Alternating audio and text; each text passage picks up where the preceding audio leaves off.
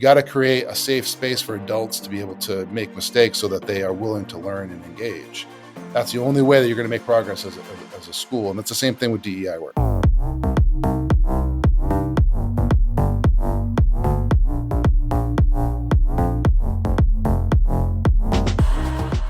And that's when I realized I had something in my nose.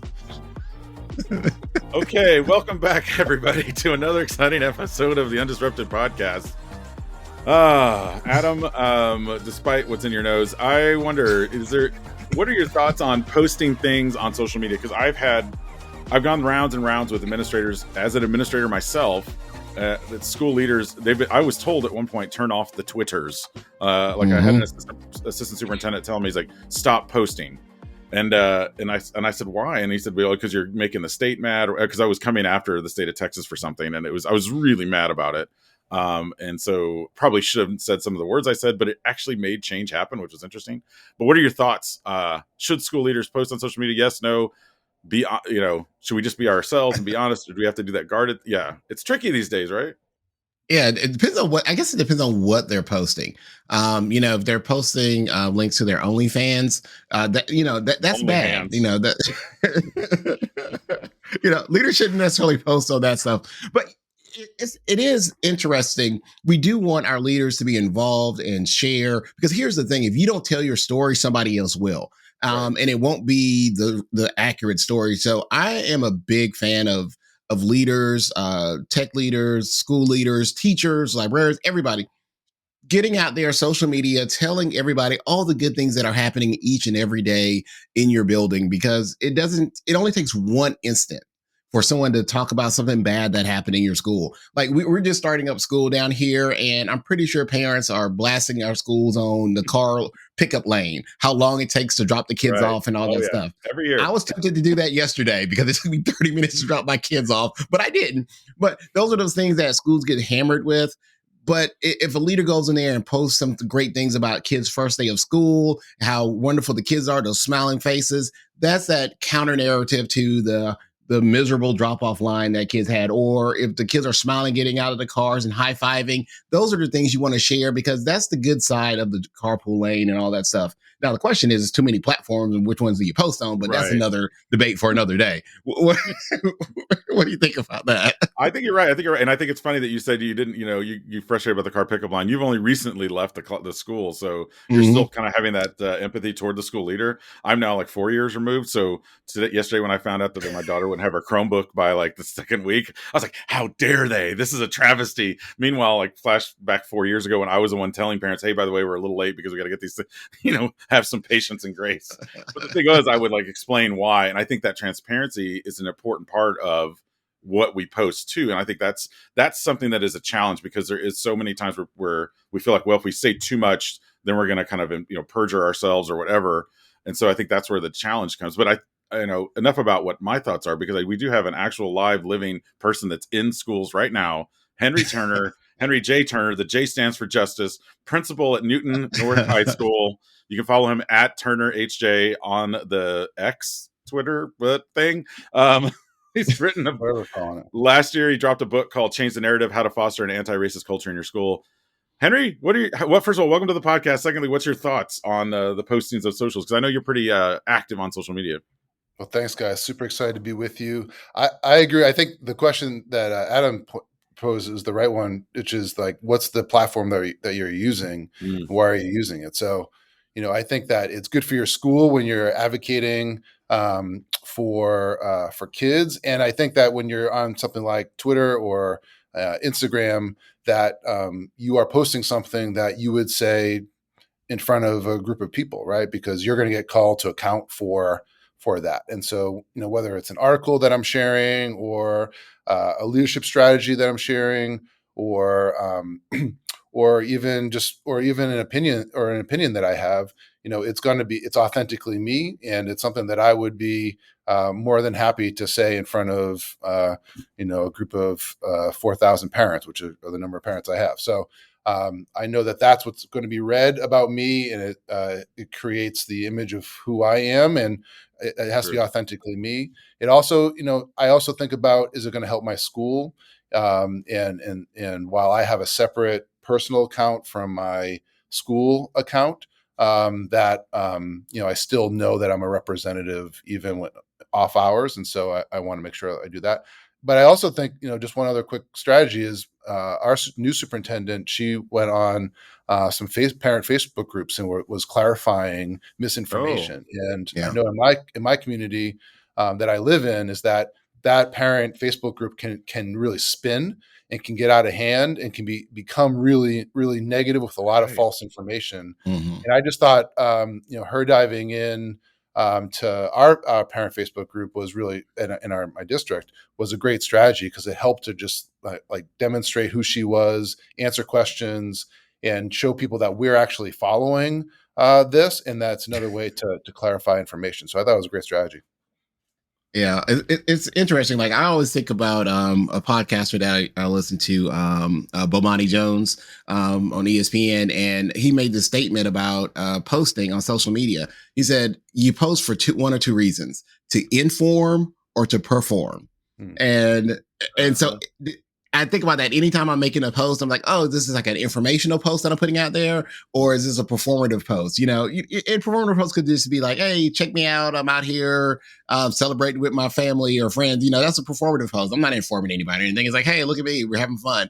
Or is it, to inform? And I think if people kind of think about those posts that they're making, it makes all the difference, because that superintendent, by going there, she is informing, informing these individuals. Because like you said, if that parent group, you have that misinformation in that group, or what people think, or what they've quote unquote heard, because we all know what they say. It's the Yeah. infamous they. Uh, The, right. you know, if that's going on, then without the truth coming out there, then it becomes that uphill battle for everyone in the school system. Because the misinformation, which is something that we always have to fight, is the misinformation. Totally. I think a post COVID world is that nobody's reading emails at this point. So, we were talking offline that my newsletter just went out for welcoming families back, and it had like all of the pertinent information. So it's also an opportunity to share all of the great things about our school, because I knew people were actually going to read that email. Mm-hmm. But social media is just another way to communicate. So I think it's an important strategy to get that information out there, because there's so many different mediums that people are looking at that they lose that information and get to the point that you're talking about. I So, think I so, would so let me ask you this: with that being said, you are an advocate for social justice, and you stand on that, which I'm so proud of you, of that aspect about you. But so, have you gotten any like blowback for that, for the stance that you've taken with the culture that we're in right now, where everybody has an opinion? Once again, I love social media because it gives everyone a voice. Mhm. But the thing I hate about social media, it gives everyone a voice. So, so how have you kind of handled any blowback that you have gotten for your stance? Yeah, so it would be an understatement to say that I've gotten a lot of blowback, and often it is by people who are not in the community I live in or the community that I work in. Um, and so we've gotten blowback from work that we're doing in our school. We've had groups like Parents Defending Education come after some of our plays, like one of our plays that was a group of students of color who wrote about the lives of students of color, and they made a complaint against that. We were on Fox News for that. So like we've gotten blowback both in sort of my day-to-day work setting, and then on social media. So to me, I just sort of see that as like a consistent piece. I would say that there were times, particularly when our school was in the media for our social justice and our equity work, which are deep values of our school, longstanding values. That my personal accounts were getting attacked during that time as well, and it was actually right when one moment was when I was in the process of just about to release the book, and our publisher Dave Burgess was really incredible. That I reached out to him and said, I need some help here, and he got on the phone with me within minutes Wow. and helped me to think through sort of how to deal with it. And he gave me a strategy that I still use, which is if people are extraordinary, people can disagree with me. And I'm happy to have a conversation with them, but if they're offensive, then you mute them, right? Yep. You don't Mhm. have to deal with seeing what vile they're putting on your posts. And to me, that's good for your mental health. I definitely want to engage with educators. I don't want to engage with hate groups. That's not why I post on social media. So I thought that was a great strategy, and I think also I disconnect too. I take breaks. Yeah. I Yeah. post a lot less than I was posting, from when I first got on social media. Uh, and sometimes it's just because I need a break from it. Um, and realizing that, like, my focus is the school that I work in, my students. I'm not a political activist. I'm not a politician. I care about kids. I want all kids learning. I want all kids learning at a high level. That's what drives me to do this work. It's why I work with, why I go to schools and talk about the work that we're doing and help them to do this kind of work. um, I care about kids, and I care about equity. So when some sort of person with a political angle wants to come at me, I recognize where they're coming from. It's not the same place where I want to engage. Yeah, and when you have, I mean, in our country right now, of course, it's kind of, we're, depending on where you live, it's kind of split up. I mean, Adam and I are both in sort of interesting states here in Texas and in Georgia around a lot of this work, and of course, there's Florida, which we which we mentioned quite a bit on the show sometimes Mm. too, which has its own angle on things. Why do you think there are certain schools? Actually, I just left. It was interesting. I just left a school district this week that was in East Texas that they had. They had blocked, I think, Scholastic and a couple of other book publishers, Epic. I think Epic Books, which a lot of them like. They Huh? said, I know. I feel like Scooby I Doo. He's know. like, "Huh?" Yeah, I know. And I was like, wait a minute. Why are you blocking Epic? And they said because the school board had found that there was certain books about I don't know what. I mean, and I didn't even tell me what the books were. And I was like, okay, so this is definitely having now an effect on the education of our kids. When you Yeah. start, why do you think there's parts of our country that are just so much? They don't want any work around. The DEI is a bad word, and anti-racism makes us feel bad or whatever. What were your thoughts on that? Yeah, that's a great question. So, I mean, I think a couple of things. One is that I think a lot of schools, particularly in 2020, after the deaths of Breonna Taylor and George Floyd, were coming out publicly about the work that they were doing, and felt very passionate about the work around DEI work. And really wanted to assess themselves and recognizing that students were walking through their hallways in different, with different experiences. Um, and, uh, and a lot of schools try to move really, really quickly. So I Hmm. remember, a lot of districts would reach out to us and said, "So our school improvement plan is to achieve equity in a year." And I was like, how did that work All out?" And they attached. were like, "Yeah." check They said, check the "Well, box. Yeah. Yeah. yeah, exactly." They're like, "We're exhausted." And I was saying, like, you're not going to fix racism in a year, right? No, Um, that's not so how it works. it's not how it works. And so, I think a lot of schools are doing some really important work and some really great work, and are acknowledging some of the inequities and disproportionalities that they have. And so that's going to lead to blowback. That's just like that has happened every time that school True. districts and states have done that. So that's natural. That's normal. And what I encourage school leaders is to persist, right? To be strategic. You can always do small things. So I was given the example of the easiest thing we ever did was um, we gave students the opportunity to pronounce their names correctly, phonetically, on our student information system and our student learning system. So in Schoology, they record their name. Oh, nice. So on day one, teachers can say their names properly, right? So Mhm. kids feel seen. So you can do small things, right, and not really, really complicated things, and still move the needle forward. Um, but I think because there's been a reaction against DI work, and there are families who have experienced privilege for a long time. Their kids have experienced privilege, and so now they are coming out against any sort of equity work because they see it as an affront to the Mm, privileges that they have had, right? right. And so when you look at gifted and talented programs, and something like 80% of gifted and talented program students in gifted and talented programs are white and Asian, even when there is overwhelming majority of Black and Latinx students. That like schools have to grapple with that, and it ends up making other families uncomfortable. And so politicians have jumped on board with that, and I think that Sure. that's where we are. I think in states like the states that you're in, right, it's going to be that pushback is going to be in a very, very different way than a state that I'm in, Massachusetts, but we still see it, right? We still see it in subtle ways here where I am, whether it's parents who are, feeling like equity work means lowering standards, which it doesn't. Yep.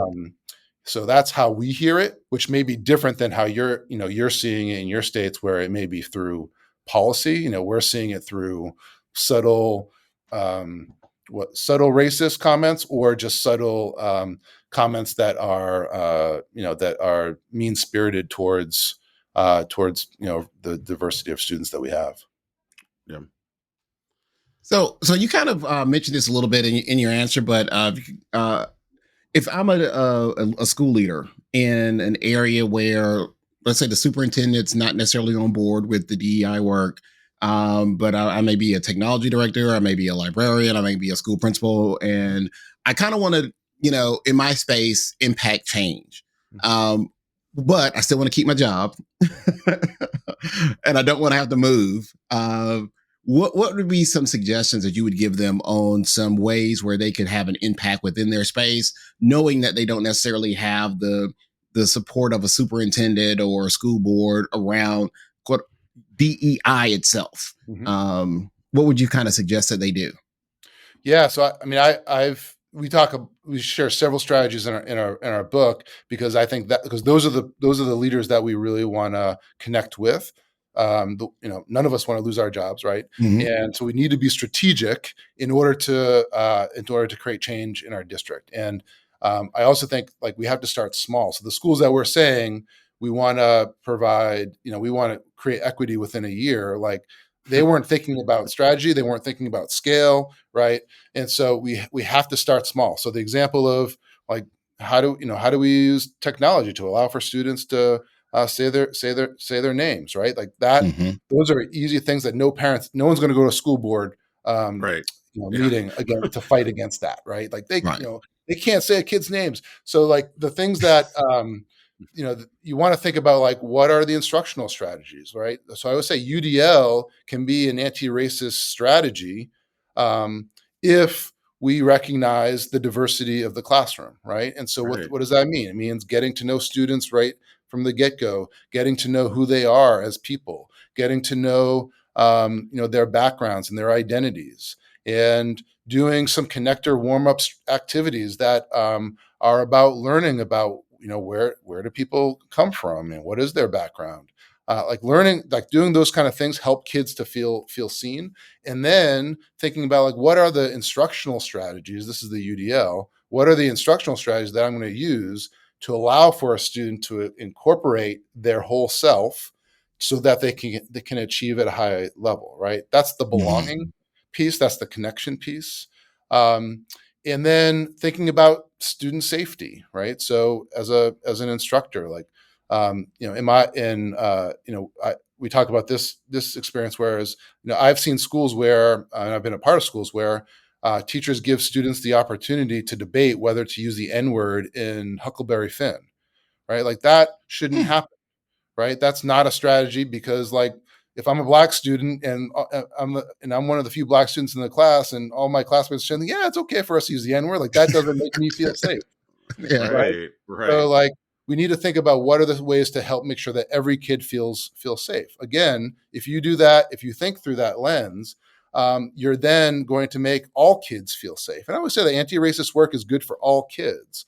So so I think you can do those things without being explicit that this is DEI work, because it's just good instruction. But you want to use the lens of, I'm not just going to use UDL strategies for my wealthy students, right? I'm going to use UDL strategies for all students. And so I need to really unpack what are the ways in which my students don't feel seen, don't feel heard. in the classroom. If you use that lens, then you're using a belonging, an inclusion lens, and then you can incorporate the strategies that work. You just need to be able to use that lens in order to incorporate those strategies. You said that, and on a side note, it made me think about this district that I had a chance to work in. They did a Black History program, and they did a scene of Rosa Parks on the bus. And it was a large school, so they were doing this multiple times throughout the day. The first time they did it, the kid that was playing the bus driver, got up and he told the girl playing Rosa Parks that she was an N-word and to get to the back of the bus. All the Black students in the auditorium, this is a high school, all the Black kids were like, what did I just hear?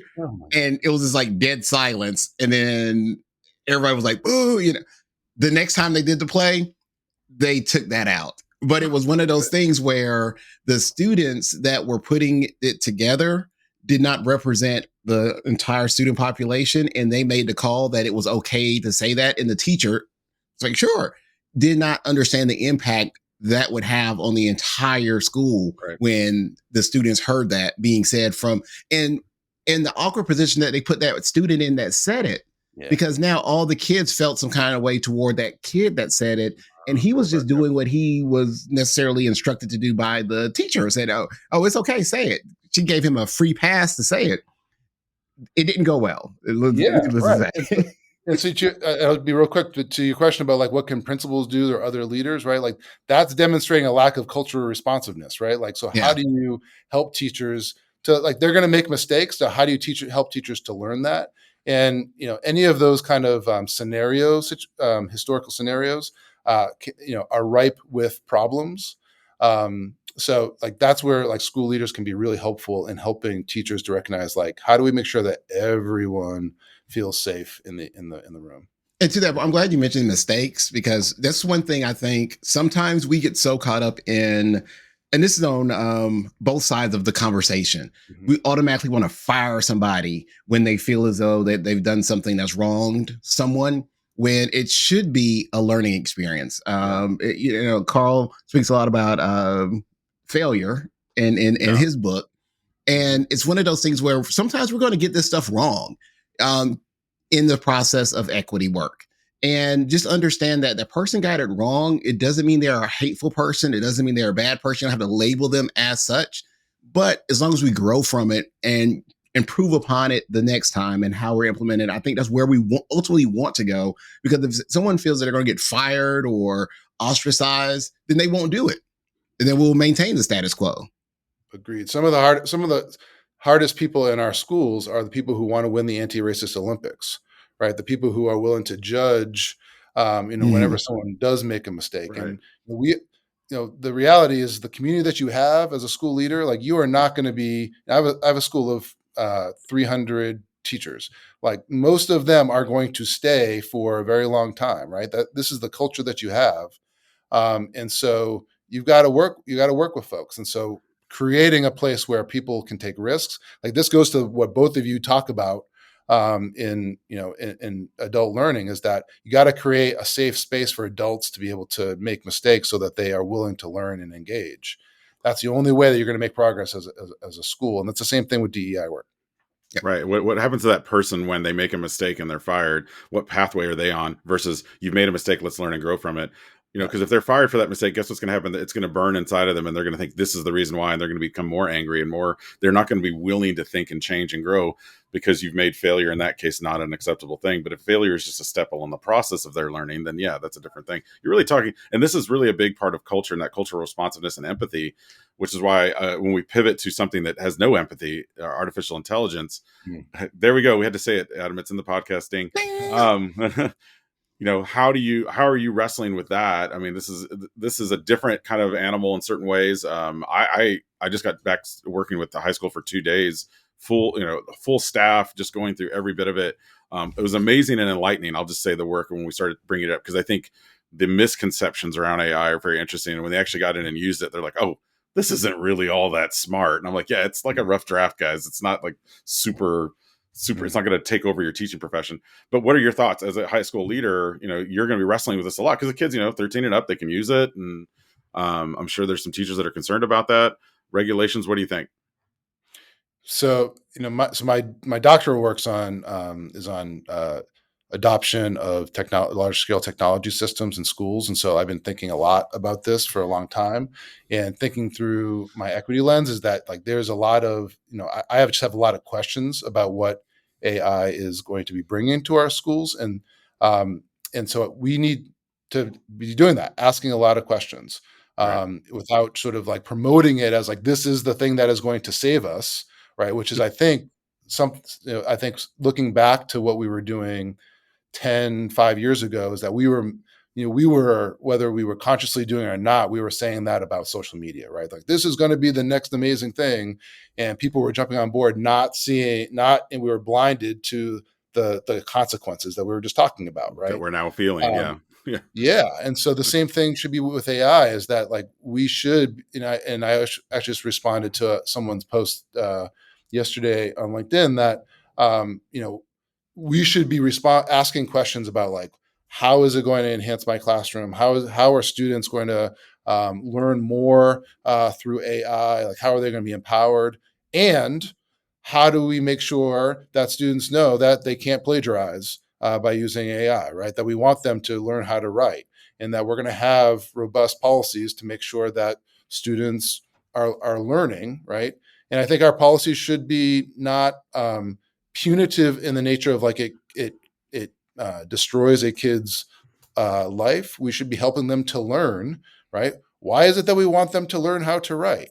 And Right. also thinking about the instructional strategies that we know are the best instructional strategies that are going to are going to weaken AI's influence when we don't need it. So, like for example, writing, like we should be having kids write in class.